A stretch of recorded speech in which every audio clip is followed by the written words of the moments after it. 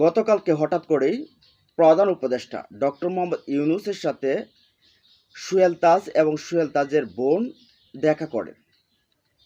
আপনারা জানেন যে বাংলাদেশের প্রথম অস্থায়ী প্রধানমন্ত্রী কিন্তু সুহেল তাজ, যার বাবা তাজউদ্দিন আহমেদ সাহেব।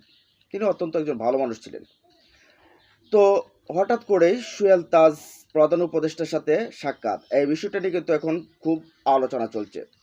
আলোচনার কারণ হচ্ছে অনেকেই মনে করছেন সুহেল তাজ এনসিপিতে যোগ দিচ্ছেন, আবার অনেকেই মনে করছেন যে সুহেল তাজ কোনো একটা উপদেষ্টার পদ পাচ্ছেন, কারণ দেশের সংস্কারকে এগিয়ে নিয়ে যেতে, দেশকে এগিয়ে নিয়ে যেতে সুহেল তাজ কাজ করবেন, এমনটা অনেকে মনে করছেন। তবে সুহেল তাজ গোপালগঞ্জে যে ঘটনাটা ঘটেছে সেই বিষয়টা নিয়ে তিনি কী বলছেন, আমরা প্রায় সময় দেখি 5ই আগস্টের পর এই শেখ হাসিনা একবারে ঘুর শেখ হাসিনা বিরোধী হয়ে উঠছেন গোপালগঞ্জের সুহেল তাজ।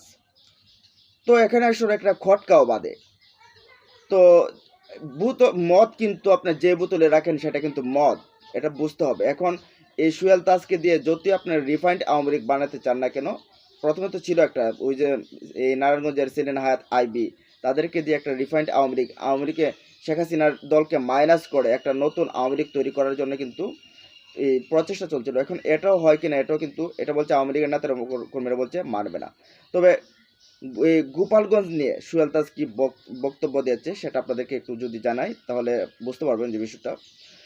আর তিনি লেখেন যে আমি মনে করি গতকাল 16 জুলাই, যেটা 16 জুলাইয়ের কথা বলছে, 2025 গোপালগঞ্জে যে হামলা হয়েছে তার মূল উদ্দেশ্য ছিল বৈষম্য বিরোধী ছাত্র আন্দোলন এবং জুলাই আগস্ট গণ অভ্যুত্থানের নাহিদ, সার্জিস, হাসনাত যারা নেতাদের হত্যার একটি হীন চেষ্টা। আমি আশ্চর্য হব না যদি ডেভিল রানী নিজেই এর নির্দেশ দিয়ে থাকেন।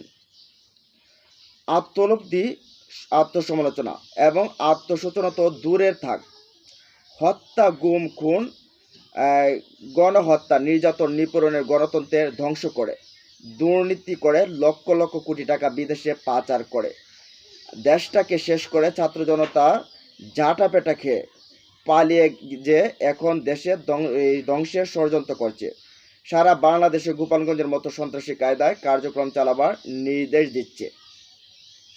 তো এখন এর আগে তিনি গোপালগঞ্জে এনসিপি নেতা কর্মীদের উপর হামলার এই ন্যাক্কারজনক এই হামলার কিন্তু তীব্র নিন্দাও জানিয়েছেন তিনি।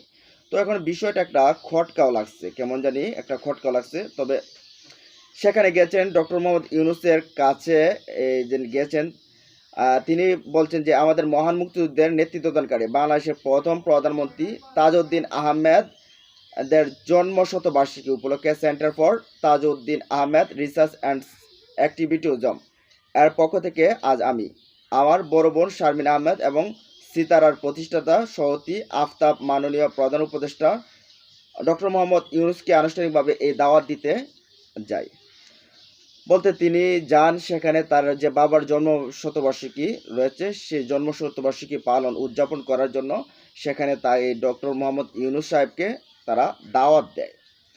তো এখন অনেকেই বলতেছে যে সুহেল তাজ এনসিপিতে যোগ দিতে যাচ্ছেন, এনসিপিতে যোগ দিয়ে গাজীপুরের যে কাপাসিয়া রয়েছে, কাপাসিয়া এই অঞ্চল থেকে তিনি এনসিপির হয়ে প্রতিনিধিত্ব করবেন বা সেখান থেকে ভোটে লড়বেন। আপনারা জানেন সুহেল তাজ ছিল কিন্তু আওয়ামী আমলের যে প্রথম যে এই যে 2009-এর পরবর্তী যে সময়, সেখানে কিন্তু স্বরাষ্ট্র প্রতিমন্ত্রী ছিলেন। সেখানে একটা সোনার চোরাচালান যাচ্ছিল, সেটাকে আটক করার পর কিন্তু এই শেখ হাসিনার যে ভাই সেলিম সম্ভবত সে সুহেল তাজকে থাপ্পড় মারে, সেখান থেকে অপমান করা হয়। তারপর তিনি সেখান থেকে মোটামুটি একটু দূরে সরে আসতে চান, সেখান থেকে দূরে সরেন। পরবর্তীতে তিনি সেই পদটাই কিন্তু ছেড়ে দেন, পদত্যাগ করেন। তিনি বলেন যে যেখানে নিজের স্বাধীনতা নেই, নিজের কাজ করার স্বাধীনতা নেই, সেখানে আমি কাজ করতে পারি না।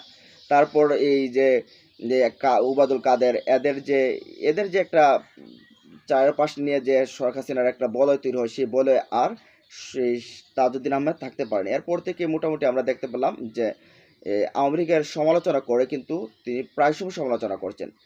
তবে অনেকে আবার ভাবছেন যে এটা হয়তো বা পরিকল্পনা, যে আওয়ামী লীগের এরা ভাবছে যে রিফাইন্ড আওয়ামী লীগ তৈরি করে শেখ হাসিনার আওয়ামী লীগকে মাইনাস করা। আবার অনেকেই পরিশুদ্ধ আওয়ামী লীগ বলতে তারা মদ 2 বোতল বা 3 বোতলে বা বিভিন্ন বোতলে এরকম ভাবটা ভাবছেন যে মদ আপনি যে বোতলে রাখেন না কেন সেটা মদই, বোতলটা চেঞ্জ হতে পারে, আওয়ামী লীগ যেইখানে রাখেন না কেন সেটা আওয়ামী লীগ, এমনটা ভাবছেন। তো আসলে এমন একটা হযবল অবস্থা এখন তৈরি হয়েছে সুলতাজের এই যে এই প্রধান উপদেষ্টা ডক্টর মোহাম্মদ ইউনূসকে সাক্ষাৎকে ঘিরে। তো আপনারা কি মনে করেন সোহেল তাজ কি উপদেষ্টা হতে যাচ্ছেন, নাকি এনসিপিতে যোগ দিতে যাচ্ছেন, নাকি নতুন রিফাইন্ড আওয়ামী লীগ তৈরি করতে যাচ্ছেন, নাকি সেই আওয়ামী লীগকে আবার পুনর্বাসন করতে যাচ্ছেন? জানিয়ে দিন কমেন্ট বক্সে। ভালো থাকুন, সুস্থ থাকুন, আল্লাহ হাফেজ।